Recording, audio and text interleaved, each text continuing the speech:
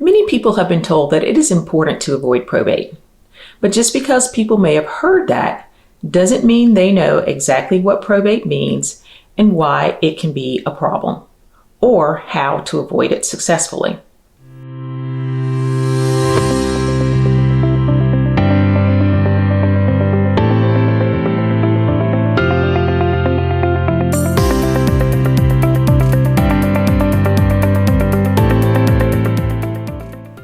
Hi, I'm Antoinette Bone, estate planning, probate, elder law, and guardianship attorney in the Dallas-Fort Worth metroplex. In today's video, we will take a look at the term probate to understand exactly what it means and what the process includes, as well as 4 reasons you might want to avoid probate and 4 strategies you can use to avoid it. So, what is probate? The term probate most literally means to prove a will. Today, when we talk about probate, we are talking about the entire legal process necessary to settle a person's estate after they die. The appointed representative, which is usually a family member, opens the probate case in court. This person will work through all of the financial business that the decedent left behind. This process can happen with or without court supervision. Whether the court is involved throughout the process or not depends on the terms of the will if there was one.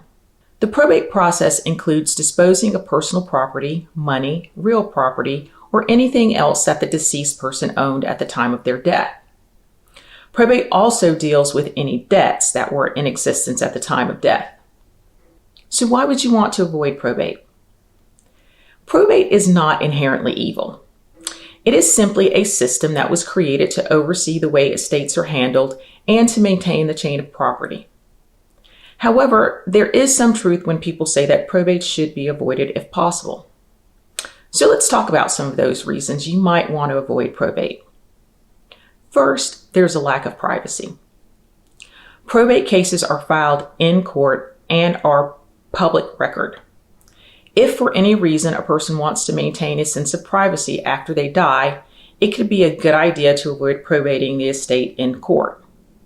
Famous people, potentially controversial people, and simply people like you and me who enjoy their privacy usually don't want their financial and family affairs dragged out into the open court. Second, probate can create family disagreements. One reason that wills and estates are probated in court is to allow interested persons the chance to represent their claim on the estate by challenging or contesting a will that does not favor them. For people with complicated family dynamics, unpopular second marriages, or estranged loved ones, avoiding probate should be a top priority.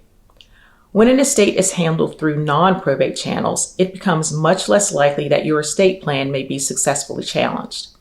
Third, probate is slow. Like most things that end up in court, probate can be time-consuming.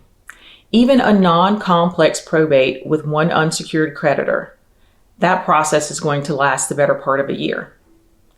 In more complex estates, the entire process can last years.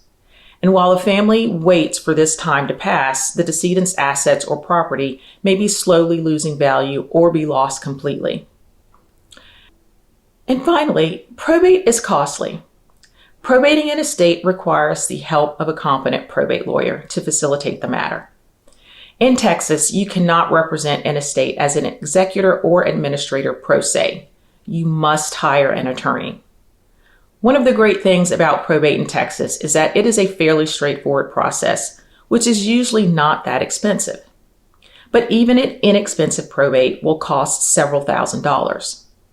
Things can get expensive if the probate is dependent, which requires court involvement to take action throughout the length of the process, versus an independent administration, which does not require court involvement beyond giving certain required notices and filing an inventory.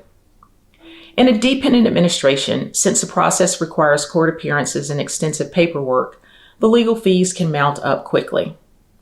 With proper pre-planning, much or all of this cost may be avoided by having a fully funded revocable living trust as a centerpiece of your estate plan, or at a minimum, having a will naming an independent executor. So how can families prevent the need for probate? Well, creating a smart estate plan is the best way to avoid probate. and we can work together to draft the proper legal documents and carefully time asset transfers if that's necessary. As previously mentioned, the first and best way to avoid probate is to have a fully funded revocable living trust. The revocable living trust is an instrument which dictates the management and distribution of property during death as well as during any period of disability. The title to property is transferred to the trust during the owner's lifetime. The property owner also chooses someone to act as trustee, an appointed fiduciary who will manage the trust property and any distributions after the death of the trust creator. The other good thing about a trust is that there is no need to involve the court in any way. There is nothing to file, and it does not need to be submitted to the probate court. Watch my video called What is a Trust to find out more about them. Another way to avoid probate hassles is by placing your assets into joint ownership with your future beneficiaries. This way, when you pass away, the ownership interest will automatically transfer to the joint owner. Although you can do this, it is not the best course of action. Watch my video on jointly owned property to find out why. The third way to avoid probate is to set up pay-on-death accounts. These accounts have a designation which names a person who will receive the assets in the account when the original account owner dies. You can also set up transfer on death, which is a designation on the title of a deed to a piece of real estate or a car, which will automatically change ownership once the owner dies. These options are best if you have a small estate. If you have significant assets, you should discuss with your estate planning attorney other strategies to transfer your wealth. Some people assume that the easiest way to avoid probate is to give everything away before you die. However, doing this could cause problems for seniors when they may need to qualify for assistance for long-term care. Hopefully, these tips will help you and your family plan responsibly for the future. Whether you have a small estate or significant assets, but no estate plan, and would like to discuss your personal situation, call our office and set an appointment.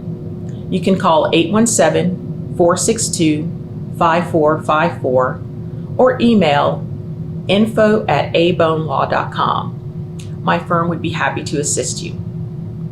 I'm Antoinette Bone, estate planning, probate, elder law, and guardianship attorney in the Dallas-Fort Worth metroplex. If you're looking for someone to guide you through the probate process, call my office to set an appointment.